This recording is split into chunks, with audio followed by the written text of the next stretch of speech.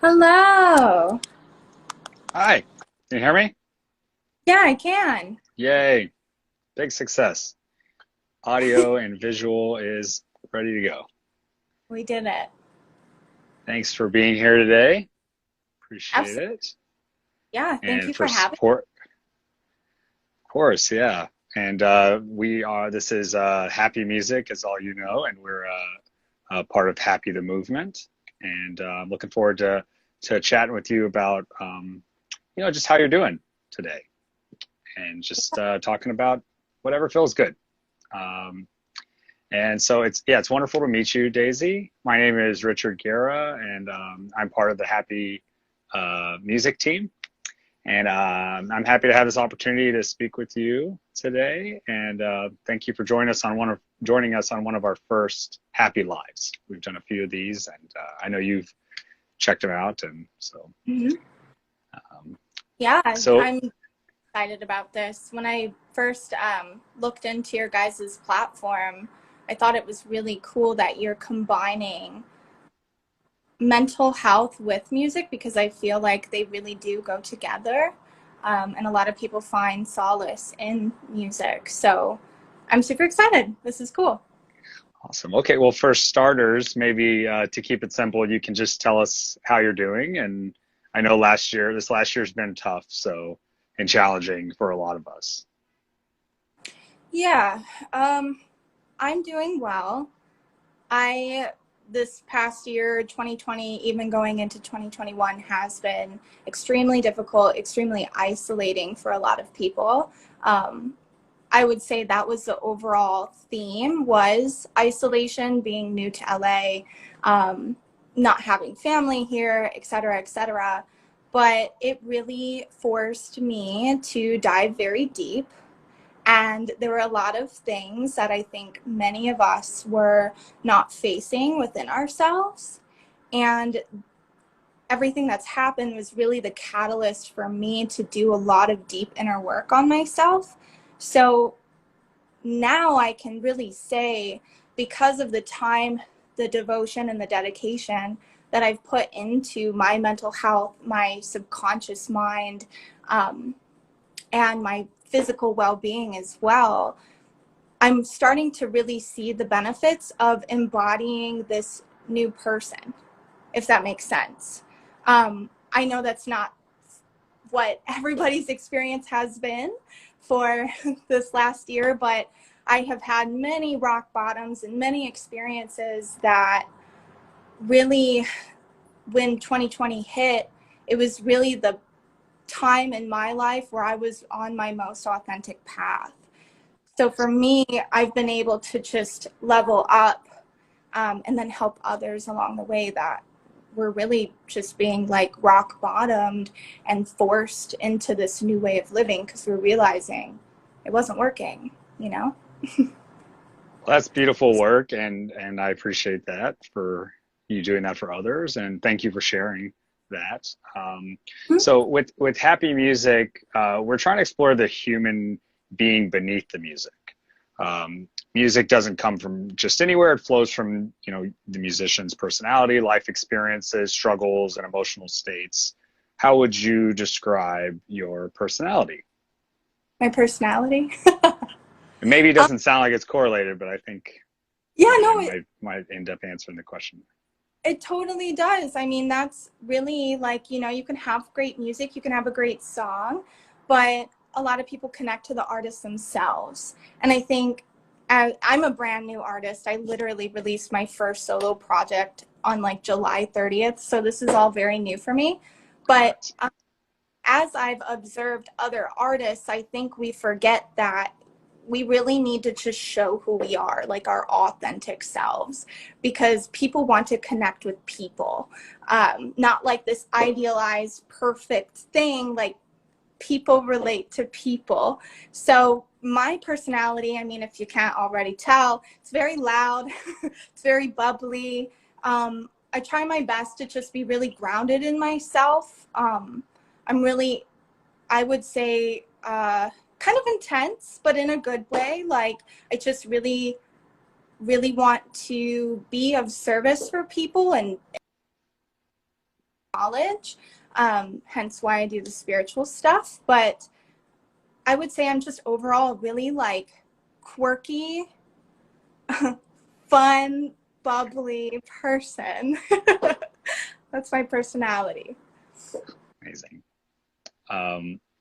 Thank you for sharing that. And what about like, life experiences? What life experiences and struggles maybe come to mind that have, you would say, shaped and defined who you are? Well, how That's much a time? big one, right? Well, um, I'll keep it short. I'll just reference two that were the most pivotal for me coming into who I am now. But the first is not a lot of people know that are new to my page, but I'm a veteran. So Wow. I served in the Army for 6 years. And obviously, like, you look at me now and you're like, what the heck? That does not make sense. But it was a necessary thing that I had to do at the time because I came from a really poor family. Like, I was raised in a trailer park in the middle of nowhere in Indiana. And if I wanted to obtain a college degree or do anything with my life at all, I really didn't have a choice because we didn't have the money. Um, so joining the Army was a huge, not only a culture shock because I was this 17-year-old like girl from Indiana that like never flew on a plane before, even because we didn't have the resources to do anything. And as soon as I like got to training and got to my unit, and I was a truck driver, so that's kind of funny because Wow. I'm not a good driver. But um, anyway, that was that really shaped me as a person, and I went through so much. So many, like, I call them tests because they really helped me come into my self-worth. Um, and a lot with like misogyny, toxic masculinity is a huge thing in that culture. So lots of Wow. experience there. Um, That must have and been then tough. yeah, it's the side of being in the service that a lot of people don't talk about. Um, I mean, obviously, like, so supportive of our service members and our veterans, but that's a huge thing that a lot of veterans don't speak up about, especially female, because there is so much internalized misogyny and we don't feel comfortable taking space. Um, so I think the Army really taught me that it's okay to be strong and feminine and to take up space. And I learned that over time. Um, It's and beautiful. then, yeah, and to put this very succinctly, the next thing that really shaped who I am right now is late 2019. I just left a relationship and I left my old band and really everything behind. And I moved to LA with one suitcase and maybe like $300. And I hopped around, was homeless for about, I'd say, 4 months and did what I needed to do until I got established. And that entire journey of just having to make something of myself and then even manifesting all of the counterparts to be an artist was insane. So, Good job. yeah. That's awesome. Um, well, thank you for sharing that. Mhm. Amazing. I didn't know anything about any of those things, so it was great to hear. And like I think, we all experience positive and negative emotional states. And sometimes we hide those states that we struggle with the most. Like, what emotions do you experience the most and like, which ones are like easier for you to be kind of like forthright or open about, and which emotions do you think you find yourself kind of keeping in? So that's a really good question. Um, I would say that the emotion that I have repressed the most is rage. Um, I think for women, we hold a lot of ancestral and sacred rage within our bodies because of the lineage of our ancestors, everything that has happened. And I'm just speaking for women that identify as women and that are identify as feminine women. So I would say that, like I was touching upon a bit earlier, I have had difficulties with taking up space and speaking um, you know, what I'm really feeling, because I didn't want to necessarily hurt anybody's feelings or what have you, which is really codependency in itself, just a form of that. And rage and anger is something that I feel that I have repressed a lot. And it's taken so many different modalities to finally feel comfortable in finding a healthy way to express that.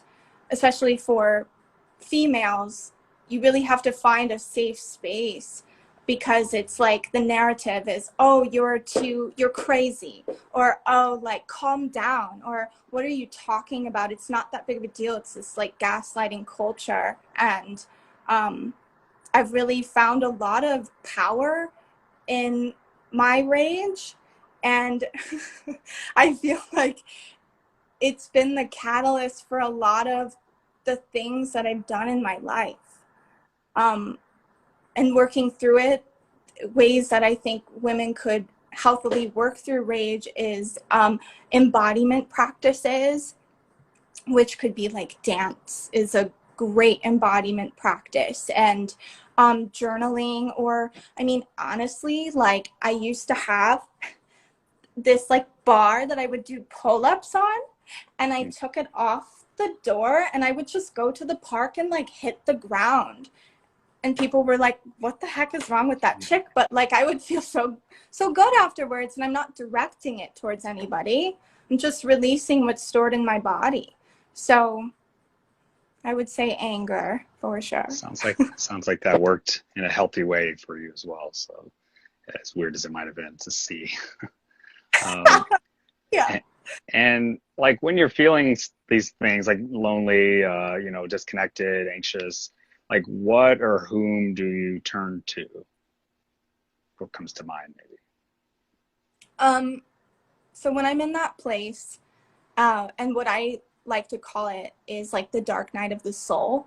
Um, I don't know if anybody on here that's watching, if they've heard of that before. It's kind of like, Hmm. if you've heard of like ego death, or whatever you want to call it. But I feel like we go through multiple throughout our lives. I don't think you just go through one, because we're constantly up leveling and expanding and coming into our authenticity. So when I'm in that place, sometimes I just have to be in that place and feel my feelings and validate my experience, because I think in our society we are obsessed with like, I have to feel good, I have to be okay, et cetera, et cetera. And like, it's okay to take a moment to acknowledge what's coming up for you and to feel it in its entirety.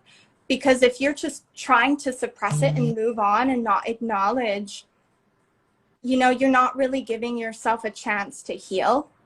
So I would say the first step is like, I feel it. I let it take up all of the space. I journal it out. I write about it. I write music, some of which I'm turning into songs, and others where I'm like, yeah, probably not. But, and after really feeling It's not a and rule. You yeah, don't have to put it out there. you totally don't.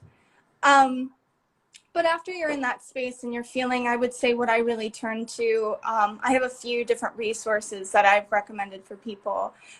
One is, there's a brand called To Be Magnetic, and they have different workshops that you can work through with hypnotherapy. So I take solace in that, because I know I'm in my power, and I have the power to heal myself. And so hypnotherapy, To Be Magnetic, Lacey Phillips is the founder. That's been a great resource. And another resource that I really like that may be a bit out there for some that aren't in the realm that I'm in, but I really like this book called The Sophia Code. And I go through some of the text within that book. It's a channeled text for different divine ascended masters and things. It's a bit out there, but that has helped me a lot. And then I would also say just taking solace and reverence in myself and my inner child, and just really taking time to nurture those aspects of me. Thank you for sharing. That sounds awesome. I hadn't heard of either of those, but I'm Yeah. glad that they're adding so much value and helping in those hard moments. It's kind of a weird question, but maybe what's like an unhealthy thing that you may do in those same moments, in those tough moments? There are Is that so an easy many. one to answer? Yeah. Like, oh, let me tell you. I mean, I've worked really hard to not do these things, but as I've touched upon earlier, I think we all have issues with codependent behavior. I truly believe that codependency is the root of suffering within our collective at this time. And because of codependency, in those moments, I can, and this is a very vulnerable share, but I can definitely feel that what I'm wanting to do is like fill a void within myself without acknowledging that, you know, I'm what needs to fill that void. Like there isn't a void, like I am whole. But in those moments, I'm seeking something outside of myself. And I used to turn to, you know, drugs and alcohol, had a lot of issues with addiction, but now I'm sober and have been for many years. Congrats. Thank you. But I would say the unhealthy thing that I currently do is I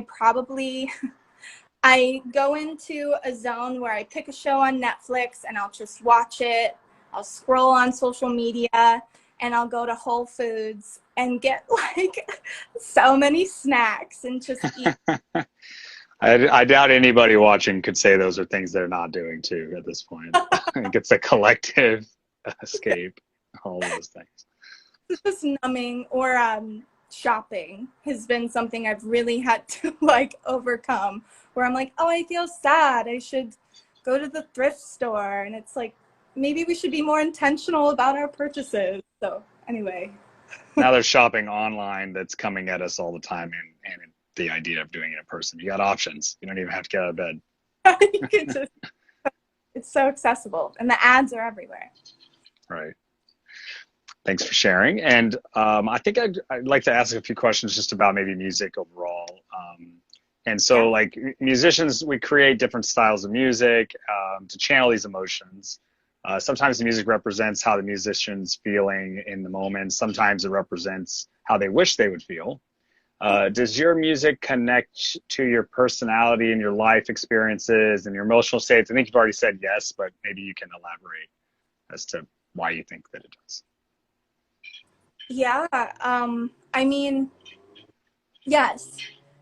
So I'll give a bit of a backstory. When I was in my previous band, when I didn't live in LA and all of those things, my main focus at the time was like, I need to create something that people will just like, and I need to sell it so I can do this and whatever. And now I've really taken a step back, because now I've seen, at least for me, you know, the artists and people that I look up to are super, super vulnerable and authentic, and you can like feel the energy in the music. So instead of being like, oh, I need to get famous as fast as possible, I'm like, wait a second, what? Like, no. And so I'm writing from a really, really sacred space. I'm also writing about how I'm integrating lessons within my experience. So of Powerful. course, you'll hear aspects in the music where like, oh, you can feel the intensity of that. You can feel the pain. But I'm also trying to encompass the full spectrum of a human experience, which is, you go through all of these things and you feel all of these things, but at the end of that experience, if you decide to choose yourself, you'll come out of that. And so I really try to throw bits of that in there as well, so that it's very raw but empowering. These days I just really try to be as authentic as I possibly can, because I wasn't for so long. So my music is just so raw, real. It is what it is. And like the expressing yourself through it is a helpful thing for you. Absolutely. It's extremely cathartic. And I also have faith that when I'm writing and expressing these things, when somebody else hears it, I'm validating them Hmm. and making them feel like, wow, I'm not the only person in the world that feels this way. Like, this is a very real human experience. I'm sure you felt that way many times from other artists. Oh, yeah, Right. totally. Yeah. If you've had that like kind of moment enough times, I think with other people's music, you kind of know you're like, okay, I'm going after that for others with what I'm creating here. It's a nice intention because you're right. Some intentions can be a little, uh, maybe less service oriented, a little more ego oriented. Um, and it's cool to hear that you've kind of recognized that's not the path for you. Not for me. Uh, yeah, right. What about some artists, or they don't have to be musicians. They could be musicians or creatives that inspire you to make your best work. If you want to share any with this. Do they have to be relevant at this time? Could they be like older artists, just anybody? Yeah, anything, I think. Um, well, I'd say number one is Stevie Nicks. She is Queen. the goddess. Yes, the queen. Um, Stevie Nicks, 100%. Fleetwood Mac, a lot of their music has been very inspirational for me, because growing up, I was told that my voice was too nasally and that, I couldn't sing properly and what have you. And when I heard Stevie, I was like, well, she has a very interesting voice. And it made me feel more confident. Um, and I grew up on a lot of that stuff. But also, I would say Ellie Goulding is a huge expander for me. I really resonate with her essence overall, but her music and her story, um, her writing. And I would also say right now, like, I'm actually going to see the Halsey movie tonight, but Halsey is like, I heard about that movie. I'm so excited. She's where it's at the IMAX theater in Hollywood, the TCL.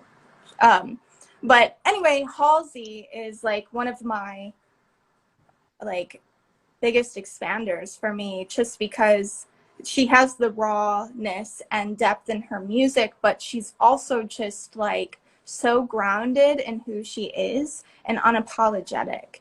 And that's really helped me embody my truth. She's one of my favorite pop artists for sure. It's pretty exciting to see her just pushing boundaries all the time. So that sounds fun. Sounds like the Yeah. kind of thing maybe she'd show up at or something. I feel like she's probably around there. Um, so I think last but not least, a lot of your fans are struggling right now and don't have the audience that you do. I'm sure that they would appreciate knowing how much they mean to you. And so if you could speak anything and say anything to your fans and people that, bring that music touches in the way that you're describing, like what would you say to them? Maybe the ones that, like I said, are kind of not, maybe they're in the dark night of the soul kind of moment. you mentioned.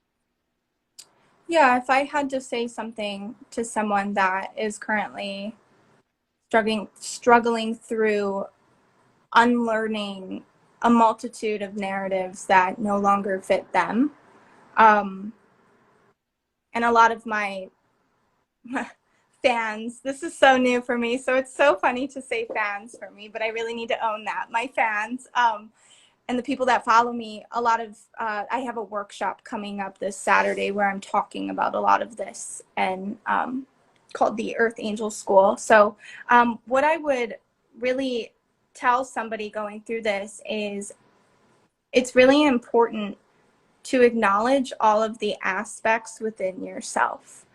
And so whenever you're going through something and it feels really heavy, we tend to just kind of try to push through life, and like it's a very like hustle culture, capitalistic, like patriarchal society. So we're like, we're not gonna pay attention to our feelings. I just need to go.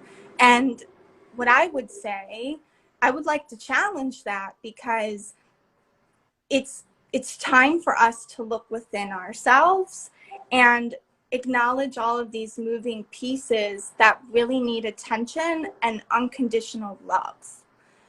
And that's another thing with this ego death and this dark night of the soul, what have you, is a lot of what we experience is because we put ourselves in a box of giving ourselves love within the parameters of condition. So like, I only love myself if I do this, or I exercise 3 times a week, or I perform this way, or whatever it is. And it's really about looking at all of these aspects within ourselves that may not be the prettiest, or maybe parts of ourselves that society hasn't accepted or we've been told weren't right. And it's about loving them anyway, like radically.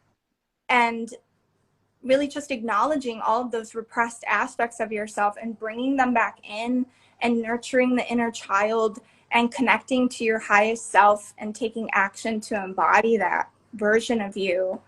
But you can only do that when you take time to acknowledge where you are in this moment, feel your feelings, so that you may heal. So that's what I would say. It's amazing. I really felt awesome for me to hear, and I'm looking forward to checking this out after we're done and listening again. So thank you for those words, and I'm sure everyone else agrees. Maybe just tell us a little bit about how people could find this single, and just generally what's going on as an artist for you, and maybe where they can follow you. Yeah, totally. Oh, it looks like you have a comment. Drop the hair routine before you go. It's a secret. Yeah, it's a secret. Gotta Oh. do the headband. um, yeah, you can find me everywhere. I'm on all streaming platforms. I have a very cool music video out on YouTube. You can obviously follow me on Instagram. I'm pretty present on TikTok, somewhat on Facebook, but yeah, a lot of what I have coming up, you can go to the link in my bio, and I have my Earth Angel School Workshop 1 coming up this Saturday. It's all about guiding people through the beginning of their awakening journey, whatever you want to call it. I like spiritual awakening, but other people, it could just be like you're coming into your truth. So that's coming up. And then I also have a show in September playing at the Resident on September 9th at 7 p.m. So lots of cool things coming up if you guys want to connect. I am Sweet. Well, it's kind of rare for me to see an artist and a musician on Instagram that's like, got a music video and music, but also has the ability for a fan or somebody that follows you to kind of connect with you on these healing elements and like in the work you're doing there. So that's pretty cool. I'd like to see more of that versus Oh, you're a musician, and I have no idea what else you're into, but it's nice to know that you. I think it speaks to your authenticity, as you were saying. Thank you. Um, and I just want to let everybody know if you don't, if this is your first time tuning in to Happy Music in our live, do check us out at happythemovement.com. And so we have an app, Happy the app, and we do have a 24/7, more or less, like support system with our support givers. And so just anybody can sign up for free and just receive support and encouragement over the phone with one of the support givers. So it's a really beautiful platform. It's been around for a few years now, and the music element's new. And yes, so the goal will be to find all the different ways that we can kind of present music in all its forms as something that you could utilize to support your mental health, and how that crossover works. And we're just getting started. So it's just been great to have you here. And I really appreciate you being here and sharing. It was nice to Yeah, meet you. so nice to meet you. Thank you so much for allowing me to speak vulnerably and take up space on your platform. This has been really fun. Thank you so much. We'll see you again. And thanks everybody for being here. Follow Daisy Draper. Thank you. All right. Bye.